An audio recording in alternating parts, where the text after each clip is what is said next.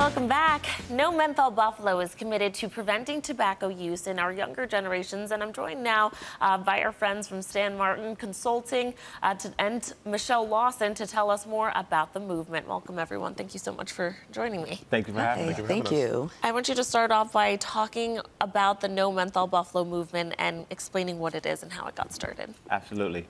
No Menthol Buffalo is a community and youth-led movement to end the sale of menthol tobacco. One of the things that we know to be true that menthol tobacco has impacted the lives of Black and brown communities, in a number of ways in terms of, death, disease, and harm.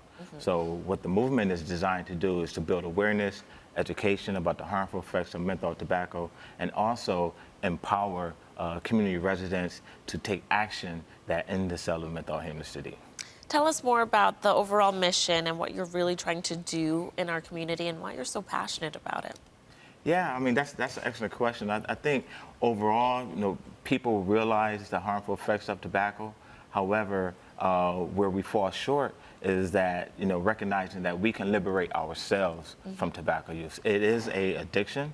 And at the same time, in order for behavior changes to take place, the environment has to support the behavior change that's necessary in order for people to quit and to quit successfully. We know that menthol tobacco is a flavor that sweetens the poison, as we say, that sweetens the poison and masks the harshness.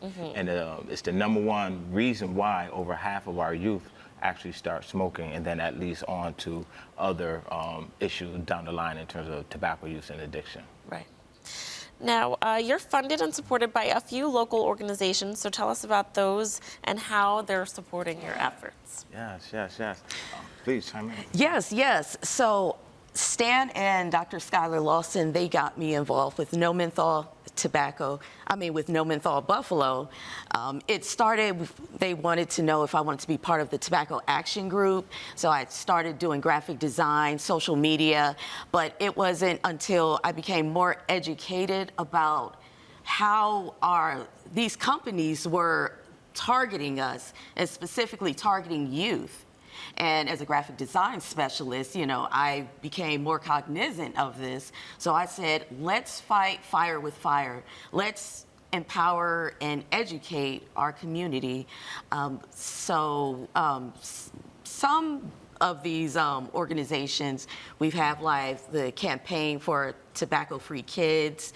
They're helping with funding and the National Center for Black Health and Equity, as well as the African American Tobacco Control Leadership Council. Right. I will add that locally, the Buffalo Center for Health Equity has been phenomenal, as well as others in the community that has supported our initiative, just because we cannot do this work alone. No. And that's what the call to action is to really mobilize the community, to educate the community in a way that they own the change that they want to see happen. Now, I know, Dr. Lawson, you can talk about this. There was some sort of lawsuit that came out where there were transcripts that were released, and you guys actually printed out a quote from a big tobacco company. Tell us about that. Yeah, so in 2009, I believe there was the master settlement, which required the tobacco industry to actually release a lot of internal documents as well as pay settlements to various states, because for decades they lied about the harmfulness of their products. And here we have one of the quotes that kind of summarizes their approach to selling their products, where they say that they reserve these products specifically for the young, the poor, the Black, and the stupid. So it kind of gives you a sense of how they think, and it's reflected in, if you look at Buffalo and cities similar to Buffalo, throughout Black and brown communities, there's a high number of tobacco retailers, and they heavily push menthol tobacco because, again, it sweetens the poison, it's easier to start, and it's harder to quit. It's a very targeted marketing approach. Now, you're hosting a No Menthol Buffalo funeral. So what does that mean, and what does it involve? Yes, I appreciate the question once again.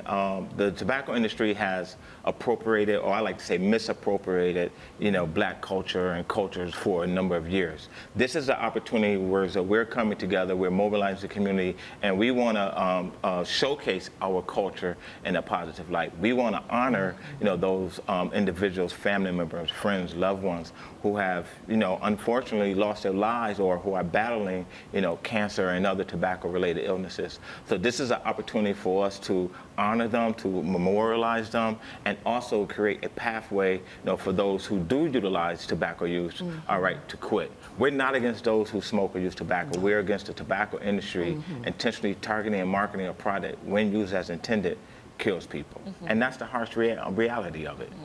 So this is an opportunity for, once again, the community to come together to have, a celebration of life and to really honor. We encourage people to bring their pictures, their photos. There'll be a wake if people want to make a testimonial in terms of, recognizing or, honoring those, who have lost or that they want to remember.